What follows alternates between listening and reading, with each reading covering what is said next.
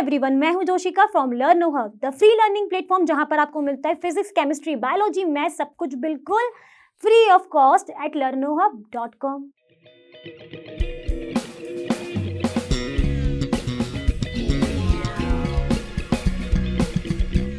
तो बच्चों, आज हम स्टार्ट करने वाले हैं एनसीईआरटी सॉल्यूशन। किस क्लास के? क्लास 10th के। क्या है सब्जेक्ट? फिजिक्स, और चैप्टर का नेम है इलेक्ट्रिसिटी, जिसमें आप आज डिस्कस करेंगे हम question 1 to question 6 of chapter electricity.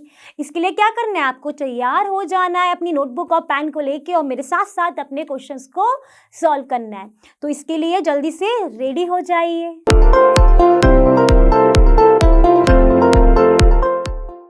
तो बच्चों, आज का पहला क्वेश्चन दिख रहा है स्क्रीन पर। पहले क्वेश्चन में क्या बोला है? A piece of wire of resistance R is cut into 5 equal parts. These parts are there connected in parallel. Of this combination is R dash. Then the ratio between R to the R dash is, आपको option पहला दिया है 1/25, B में बोला है 1/5, सी में बोला है 5, डी में बोला है 25। पहले क्या करेंगे? वही पहले हम गिवन पोर्शन को लिख लेते हैं।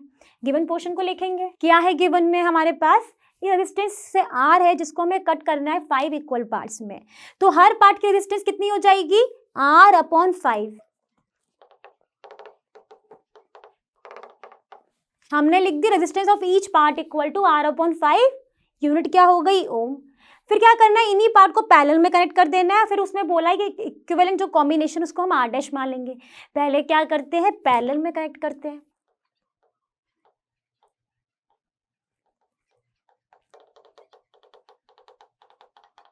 अब हमने क्या करा? इन सारे जो 5 इक्वल पार्ट्स हैं उनको पैरेलल में कनेक्ट करा, और उनकी इक्विवेलेंट रेजिस्टेंस कितनी है? R डैश है।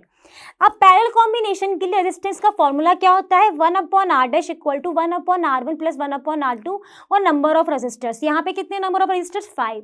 तो क्या हो जाएगा फॉर्मूला? तो क्या कर दिया हमने? कनेक्ट कर दिए, पैरेलल कॉम्बिनेशन का फॉर्मूला लगा दिया जो मैंने अभी बताया था। 1/R dash 1/R5 plus 1/R5 plus 1/R5 plus 1/R5 5 times लिख दिया। अब जब इसको सॉल्व करोगे,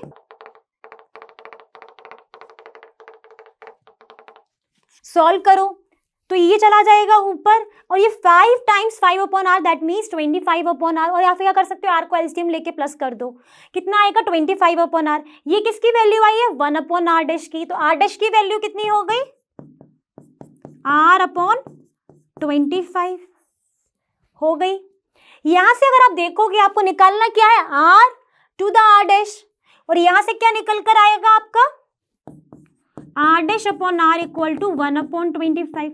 इसका जस्ट अपोजिट कर देते हैं, तो R upon R dash equal to कितना हो जाएगा? 25। कितना आ गया? 25 आ गया। ठीक है। यूनिट क्यों नहीं आएंगे? क्योंकि ओम और ओम दोनों कैंसिल आउट हो जाएंगे। तो क्या हो गया हमारा राइट आंसर? ऑप्शन क्या हो गया? Option D is the right answer for question 1।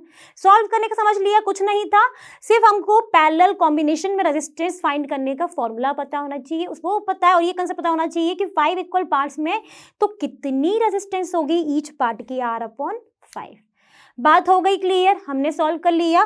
क्या निकालना था? R/R डैश हमने कैलकुलेट कर लिया। आई थिंक ये क्वेश्चन हो गया एकदम क्रिस्टल क्लियर। बढ़ जाएंगे अपने अगले क्वेश्चन की तरफ। तो बच्चों, अगला क्वेश्चन दिख रहा है स्क्रीन पर, क्वेश्चन नंबर 2। क्वेश्चन नंबर 2 में क्या बोला है? Which of the following terms does not represent the electrical power in a circuit? कौन सा इनमें से इलेक्ट्रिकल पावर और सर्किट का फॉर्मूला नहीं है? पहला फॉर्मूला क्या दिया है? A equal to I²R। B दिया है IR²। सी दिया है VI। डी दिया है V²/R। अब वैसे तो मैं बता सकती हूँ कि ये इसका आंसर हो गया बी। कैसे हुआ ये आपको अगर नहीं पता तो बता देती हूँ। तो बच्चों, हम जानते हैं कि पावर क्या होता है? वोल्टेज इंटू करंट, ये हम जानते हैं। ठीक है। तो यहाँ पर वोल्टेज इंटू करंट मतलब सी ऑप्शन तो होगा ना। अब इसी फॉर्मूले को याद करके अगर मैं आपसे बोलूं V इक्वल टू क्या होता है? IR होता है। तो अगर मैं यहाँ पे लिख दूं V इक्वल टू IR, तो यहां से पावर का फॉर्मूला क्या हो जाएगा बच्चों? IR into I that is I²R। तो मतलब ये वाला भी सही है। अब कौन सा बचा है? बी या डी? यही बचा है। क्लियर? अब यहां पर ये आया, क्या मैं इस फॉर्मूले में I इक्वल टू V/R रख दूं? तो कितना हो जाएगा v स्क्वायर अपॉन r। तो यहां से मैंने ये भी कह दिया d भी सही है, तो बचा कौन सा, ये b। तो मतलब b जो है वो रिप्रेजेंट नहीं करता है electric power of the circuit, बाकी तीनों करते हैं। इसका मतलब क्या हुआ, ये क्वेश्चन हो गया सॉल्व और आपको भी आ गया होगा समझ। तो क्या करेंगे, अगले क्वेश्चन की तरफ बढ़ जाते हैं। तो बच्चों क्वेश्चन नंबर 3 दिख रहा होगा स्क्रीन पर। 3 में क्या बोला है कि एक इलेक्ट्रिक बल्ब है जिसमें जो रेटेड है वो है 220 वोल्ट और उसकी पावर हमको दी है 100 वोल्ट। कैसे मालूम, पावर है, वॉट में है तो क्या है, पावर है। फिर बोला गया है कि when it is operated on 110 volt then उसकी पावर क्या होगी। हमारे पास ऑप्शन है, पहला ऑप्शन है 100 वॉट, दूसरा है 75, सी है 50, डी है 25। हमको कैलकुलेट करना है पावर इसकी, तो क्या करें, पहले वही गिवन सेक्शन को लिख लेंगे।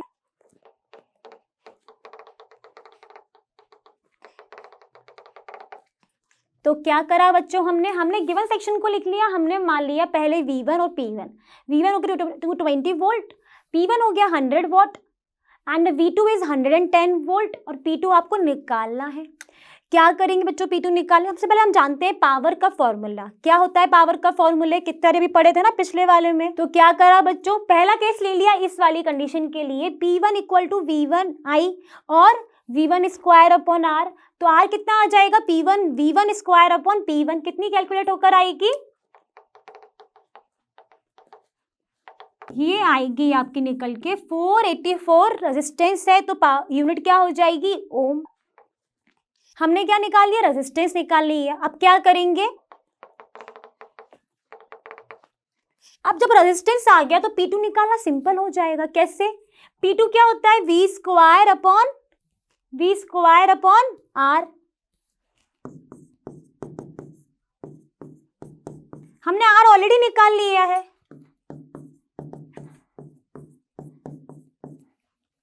ठीक है, V2 क्या दिया है 110,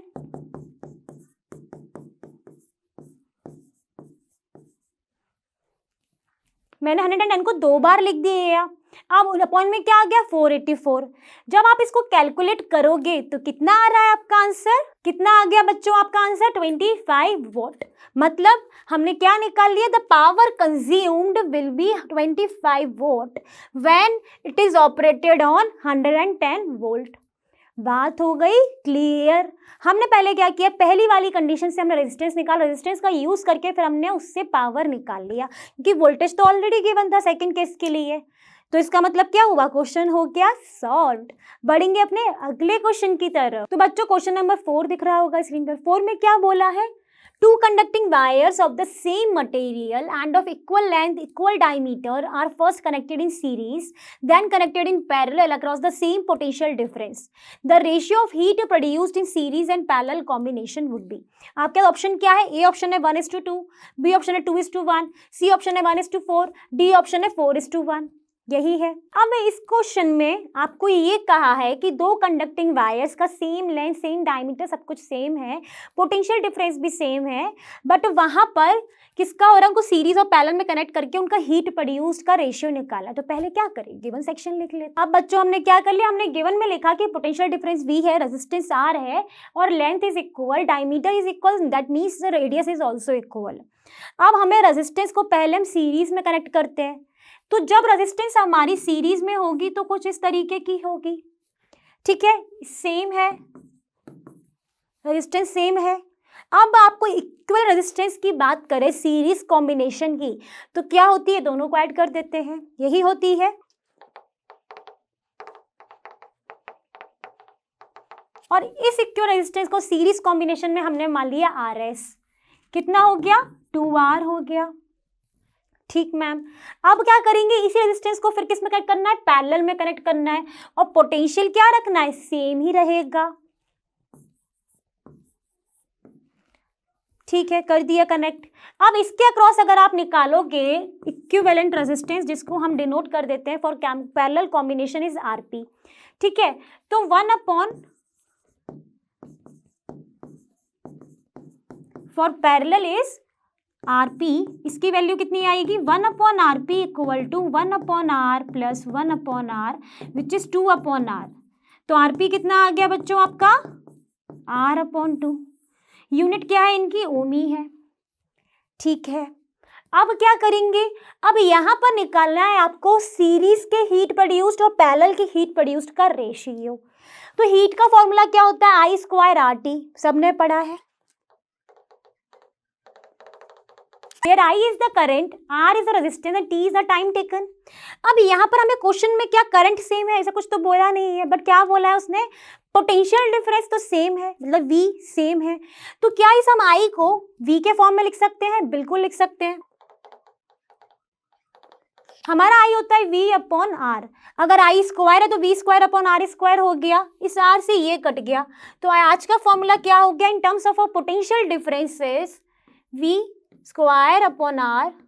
तो बच्चों हमारा फॉर्मूला आ गया हीट प्रोड्यूस का, किस टर्म्स में, पोटेंशियल डिफरेंस के टर्म में। बाकी चीज़ें तो सेम ही दी हुई है। अब इसको अगर आप कैलकुलेट करोगे तो आपके पास क्या वैल्यूज है, सिर्फ आपके पास RS वैल्यू है, RP वैल्यू है। तो हीट प्रोड्यूस में किस में निकालना है हमको, सीरीज में और पैरेलल में निकालना है, यही बात है। तो सीरीज में हीट प्रोड्यूस कितना हो जाएगा, और क्या आ जाएगा, R की जगह RS, इसकी वैल्यू क्या है, RS की 2R, और HP क्या हो जाएगा आपका V square T upon RP, और RP की वैल्यू है R अपॉन 2। अब क्या करना है, निकालना क्या है, रेशियो निकालना है। तो रेशियो निकालते हैं। अब जब आपने इसका रेशियो निकाला तो कितना आया बच्चों, आपने HS अपॉन HP अलग अलग निकाल के उनका रेशियो निकाल लिया, इतना आएगा 1 upon 2R into R upon 2R से R कैंसिल, तो कितना हो गया 1/4। 1/4 ऑप्शन में है, यस मैम।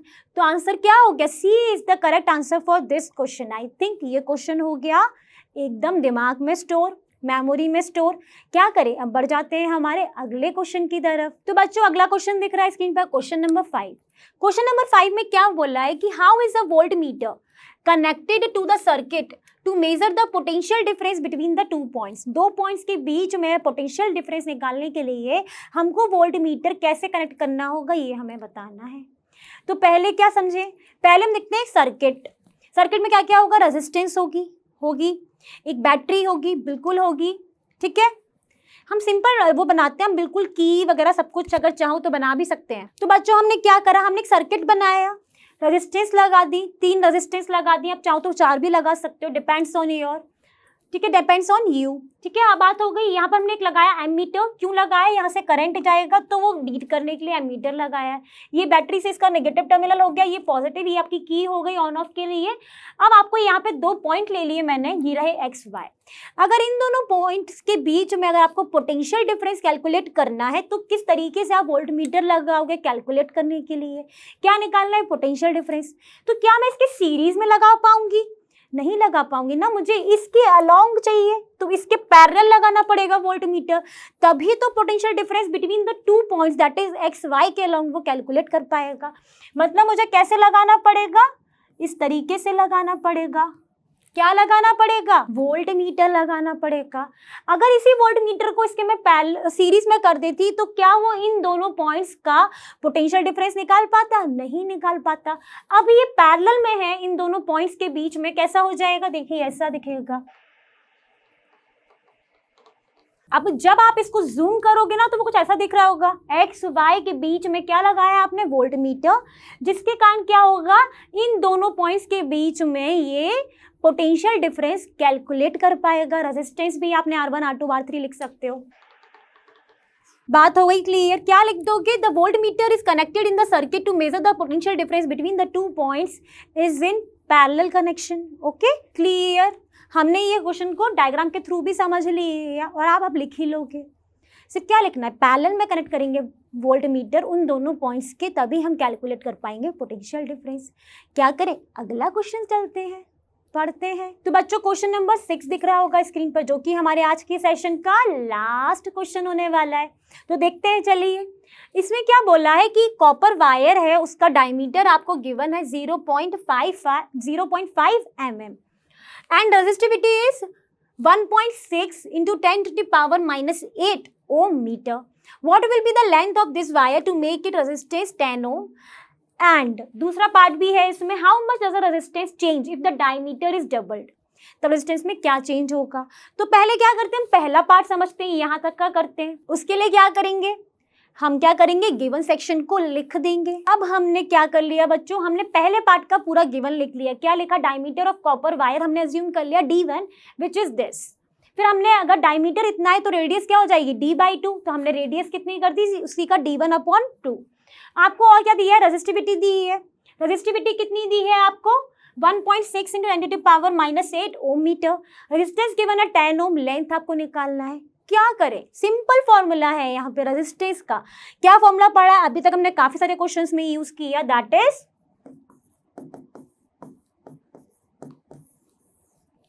यही होता है R = ρL/A। यहाँ पे आपके पास R पता है, रो पता है, L निकालना है, एरिया निकाल सकते हैं। कैसे, एरिया इक्वल टू क्या हो जाएगा, एक वायर का क्रॉस सेक्शनल एरिया सर्कल की तरह होगा πr²। तो एरिया कितना हो जाएगा बच्चों, πr1² which is pi into 0.5 × 10⁻³ का स्क्वायर अपॉन 2 का स्क्वायर हो गया। अब यही सारी वैल्यूज उठा के हमको यहाँ रख देनी है। तो यहाँ से हम डायरेक्ट फॉर्मूला भी निकाल सकते हैं। लेंथ का क्या हो जाएगी, लेंथ RA/ रेजिस्टिविटी। सारी वैल्यूज को रख देते हैं 10 इंटू, तो बच्चों हमने क्या कर लिया, सारी वैल्यूज का रखा। पाई की वैल्यू हम जानते हैं कितनी, 3.14 रख दी। 3.1, अब इसको जब सॉल्व करोगे, इस पावर को आप ऊपर ले जाओगे तो आपके पास सब रिमेनिंग पोर्शन बचेगा। 10 इंटू 3.14 इंटू 25/4 इंटू 1.6 सॉल्व कर लेंगे तो आपके पास लेंथ की वैल्यू आएगी 122.75 मीटर। लेंथ किस में होती है, मीटर में होती है। इसका मतलब क्या हुआ, हमने क्या कैलकुलेट कर लिया, length of this wire L = 122.75 metre. तो इसका मतलब पहला पार्ट तो हो गया सॉल्व। अब चलते हैं हम अपने दूसरे पार्ट की तरफ। तो बच्चों दूसरा पार्ट देखो, दूसरे पार्ट में क्या बोला है, सिंपल से इतना बोला है कि क्या रेजिस्टेंस में चेंज होगा अगर हम डायमीटर को चेंज कर देते हैं, डबल कर देते हैं। अब D2 क्या हो गया, डबल्ड का मतलब पहले D1 कितना था हमारे पास, डायमीटर 0.5 mm, तो इसका 2D1 that is 2 into 0.5 into 10⁻³ metre. यही हुआ। अब हमने क्या कर दिया, पूरा सही से कर दिया, 0.5 इंटू (−3) 0.001 मीटर। डायमीटर को हमने डबल करा है। अब क्या करना है, रेजिस्टेंस में क्या डिफरेंस आएगा वो दिखाना है। तो न्यू रेजिस्टेंस को हम मान लेते हैं R डैश मान लिया। R डैश क्या हो जाएगा, ρL/A2, यही हो जाएगा। A2 में क्यों करा, बाकी सब में क्यों नहीं लिखा, क्योंकि डायमीटर डबल हुआ है तो एरिया में डिफरेंस आएगा। क्यों आएगा, देखो डायमीटर इतना हो गया तो रेडियस क्या हो जाएगी आपकी, R2 कितना हो जाएगा आपका 0.001/2 मीटर। एरिया कितना हो जाएगा आपका πr²।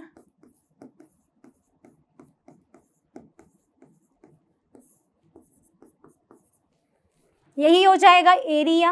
अब क्या करें, अब रो की वैल्यू तो हमें पहले ही गिवन है तो हम सारी वैल्यूज रख देंगे।